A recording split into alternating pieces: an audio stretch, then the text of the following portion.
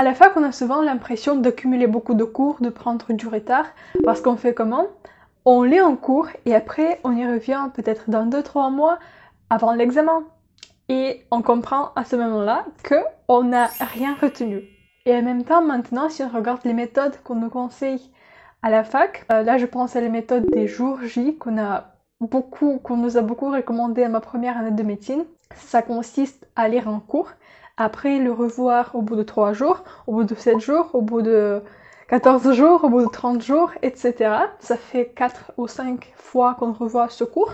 Ok, d'un côté ça semble logique parce que maintenant si on se souvient de la courbe d'oubli d'Ebbinghaus, on voit que le cerveau avec le temps il oublie l'information et à force de le répéter beaucoup de fois, cette information va rentrer et juste rester dans la tête. Sauf que avec le temps, on accumule aussi des cours et on ne peut pas passer autant de temps sur un cours, même sur 2-3 cours. Le nombre de cours augmente avec tous les jours en fait, chaque semaine ça augmente et au bout d'un moment, on se retrouve complètement débordé par les cours, ça devient impossible à gérer. Bien sûr, il y a des personnes qui arrivent à travailler très bien avec cette méthode et vraiment chapeau pour eux parce que moi j'ai essayé et tout ce que j'ai ressenti c'était justement une immense pression et aussi la culpabilisation parce que une fois je vois que j'ai 8 cours à réviser aujourd'hui et j'en ai fait que 4, ben, je commence à un peu culpabiliser parce que j'ai fait que la moitié de ce que j'avais de prévu. Mais alors, dans cette situation, comment faire? Comment faire pour réviser les cours? Justement, dans cette vidéo, je voulais partager avec vous ma méthode que j'ai utilisée à ma première année de médecine. C'était l'année où je passais mon concours. Et ça demandait beaucoup d'efforts et beaucoup de travail aussi. Maintenant, je suis en deuxième année, c'est beaucoup plus, je peux dire, calme. Mais toujours, il y a autant de travail. Il y a justement pas de pression que je ressentais l'année dernière. Du coup, je vous présente ma méthode. C'est quelque chose entre la méthode de jour J et Active Recall. Tout ce qu'on appelle les méthodes de Feynman. On va voir dans cette vidéo. Du coup, ça fait un mélange bizarre et voilà. C'est ma méthode personnelle qui me convient très bien et que j'utilise pour travailler sur mes cours de médecine. Et en particulier, je vous propose de voir 3 étapes. J'ai essayé de diviser ma méthode en 3 étapes pour que ce soit plus clair. La première étape, c'est la lecture active. Là, ici, j'insiste, c'est vraiment la lecture active et c'est l'élément clé de ma méthode. Deuxième étape, c'est première révision et troisième étape, c'est deuxième révision. C'est très facile. Bon, c'est parti. Alors maintenant, mes cours. Parfois, je les ai comme ça en format papier, mais la plupart de mes cours restent quand même en format électronique, surtout en format PDF. Et même les cours en papier, parfois je les scanne pour les convertir en format PDF, parce que je trouve que c'est beaucoup plus facile à manipuler et à modifier et prendre des notes et tout ça. Et pour apprendre mes cours, j'utilise l'application UPDF. C'est là où je fais la première étape de ma méthode, ce qui est la lecture active. Et c'est une application qui est disponible sur Windows, sur Mac, sur iOS et Android. Alors, pour vous montrer l'exemple, je vais utiliser mon cours d'anatomie sur système nerveux central. C'est le cours qui fait 16 pages, c'est le cours normal. Les cours que j'ai font entre 15 et 25 pages, je dirais, qui sont censés être vus en 2 heures. Déjà, à savoir que j'organise mes séances de travail par bloc. Un bloc, pour moi, ça fait 50 minutes de travail, de révision non-stop, avec 10 minutes de pause repos. Et j'enchaîne 3 ou 4 blocs comme ça, ce qui revient au final aux 4 heures de travail productif. Je trouve que 50 minutes de travail avec 10 minutes de pause, c'est ce qui marche le mieux pour moi, parce que moi j'ai testé aussi faire 30 minutes de travail ou 40 minutes de travail et prendre 5 minutes de pause, et au contraire j'ai testé faire 1 heure ou 2 heures d'affilée de travail avec 30 ou 40 minutes de pause, mais je pense avoir trouvé un juste milieu, en tout cas pour moi, parce que ça me permet de, quand je travaille 50 minutes d'affilée, ça me permet quand même de rentrer en état de flow, de m'intégrer complètement dans le cours et de me concentrer sur le cours, ce qui n'est pas vraiment possible si on travaille 30 minutes. Mais en même temps, c'est pas non plus le travail d'1 heure ou 2 heures quand tu arrives plus à réfléchir vers la fin. Pour moi, 50 minutes, c'est tout à fait optimal. Je m'arrête quand je ressens que mon cerveau vraiment commence à être saturé. Alors ça c'est dit, maintenant on va voir comment je fais pour travailler mes cours. Alors, on commence par le plan. À l'époque, cette partie, je l'ai sautée parce que, bon, de toute façon, je vais le revoir après. Pourquoi perdre le temps? Mais en fait, je me suis rendu compte que ça facilite beaucoup la compréhension de cours. Comme ça, on voit déjà l'ensemble de ce qu'on va voir après. Et ça nous donne déjà l'idée. Et finalement, tu apprends le cours de manière beaucoup plus structurée. À cette étape, j'utilise aussi des petites post-it parce qu'on peut annoter le cours. Je clique ici sur commentaires et après sur notes et je vais le coller ici. Parce que quand je lis le cours, même avant de lire le cours, quand je lis le plan, parfois j'ai des questions qui me viennent à l'esprit. Et je veux être sûre de ne pas les oublier et y revenir après avoir vu tout le cours. Par exemple ici, je suis pas sûre des termes, le télencéphale et diencéphale. Normalement, je pense qu'on va le voir dans le cours, parce que quand même ce sont des noms de parties. Mais en même temps, je vois ici que par exemple, on va parler de l'enrôlement télencéphalique. Du coup, même avant de voir les parties, le télencéphale, je dois à peu près déjà être au courant ce que c'est le télencéphale. Du coup, les questions, qu'est-ce que c'est le télencéphale, le diencéphale et quelle est la différence entre eux? Et je vais y revenir après avoir vu tout le cours. Alors maintenant, on passe à la lecture du cours. Et soit on peut lire une page à la fois, soit on peut changer l'affichage de page et passer à 2 pages avec des filmants, ce qui nous donne un peu l'impression comme si on lisait un livre. J'aime bien lire comme ça parce que ça donne, je trouve que ça donne un peu la vue sur l'ensemble de choses. Je vois ici le plan, je vois les schémas et tout. La lecture du cours, c'est une étape très importante. Tout à l'heure, j'ai parlé de la lecture attentive et j'ai dit que c'était la clé de ma méthode parce qu'en fait, c'est le moment où on doit comprendre le cours.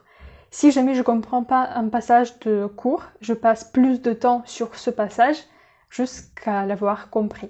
Oui, ça prend le temps et je pense que quand moi je prends le temps pour essayer de comprendre l'information, ça facilite beaucoup l'apprentissage et ça permet d'éviter aussi d'apprendre le cours par cœur tout bêtement.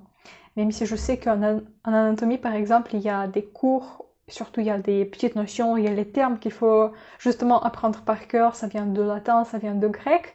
C'est comme ça, rien à chercher, rien à comprendre. Mais quand même en cours d'anatomie, parfois il y a des notions qu'il faut comprendre. Comme par exemple, tout à l'heure, c'était l'enrôlement télencéphalique.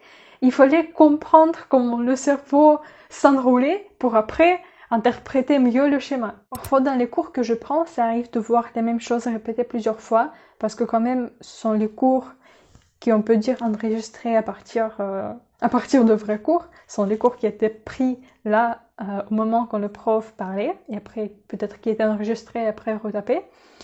Et du coup, on voit vraiment les mots de prof et comme il essaie de dire les mêmes choses plusieurs fois de manière différente pour être sûr que tout le monde ait compris ce qu'il voulait dire.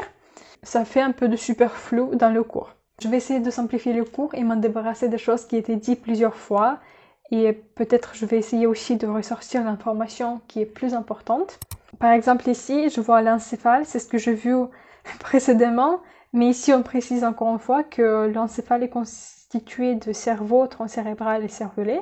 Ça, je peux par exemple supprimer parce que je n'ai pas besoin. Je l'ai déjà vu avant. Et ici, ça vient juste encombrer la phrase sans vraiment vouloir dire grand-chose. La même chose pour crânial, proximal. Ça, ce sont les synonymes qui sont ici juste pour prendre la place. Du coup, je peux modifier le texte directement ici. Et dans la même phrase, je vais essayer de ressortir l'information la plus importante. Pour cela, je vais utiliser les surligneurs que j'ai ici. Du coup, je vais surligner cette partie parce que c'est important.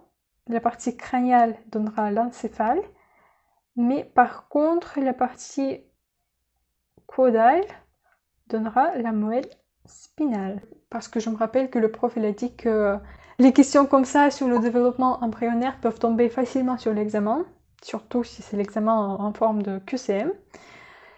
Je le surligne pour me rappeler après. Une autre chose que je voulais dire, c'est que moi, je code couleur. Je sais qu'en anatomie, comme je l'ai fait ici, en jaune, je surligne tout ce qui est les nerfs, tout ce qui est le système nerveux, En rouge, je surligne les vaisseaux. Pour tout ce qui est les muscles, c'est orange. Vert, c'est les fascias, les enzymes, les colorants.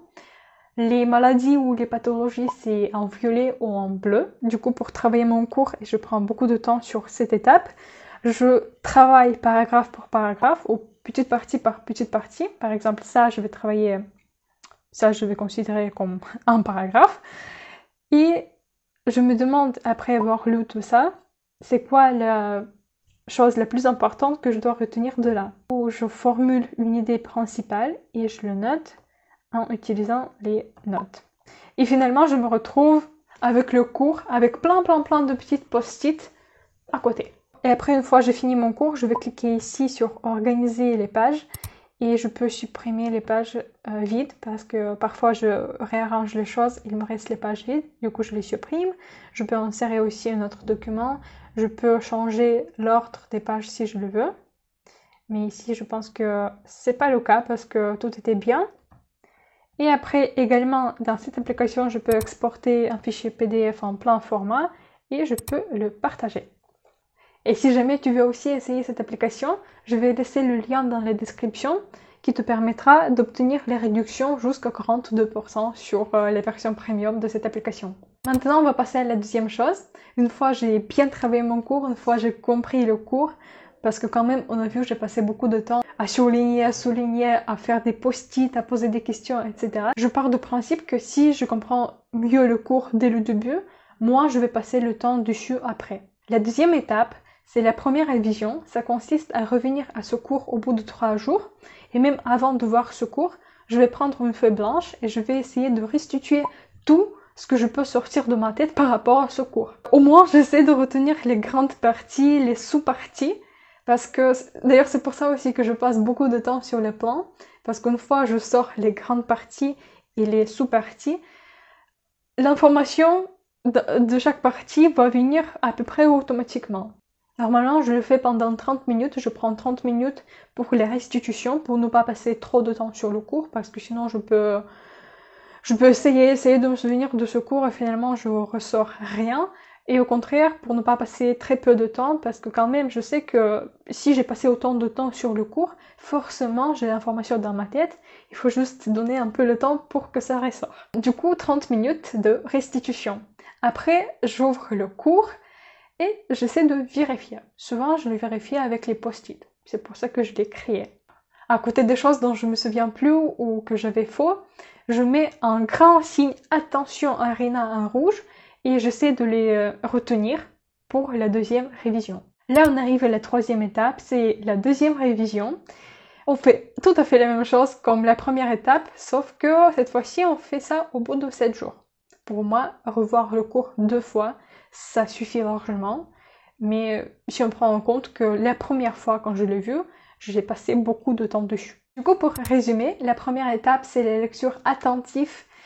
Ici, on va prendre le temps pour comprendre bien le cours et on va essayer vraiment d'être le plus attentif possible. Deuxième étape, première révision, avec la restitution. Du coup, on prend 30 minutes pour écrire tout ce qu'on peut sortir par rapport à ce cours et après, on corrige les fautes.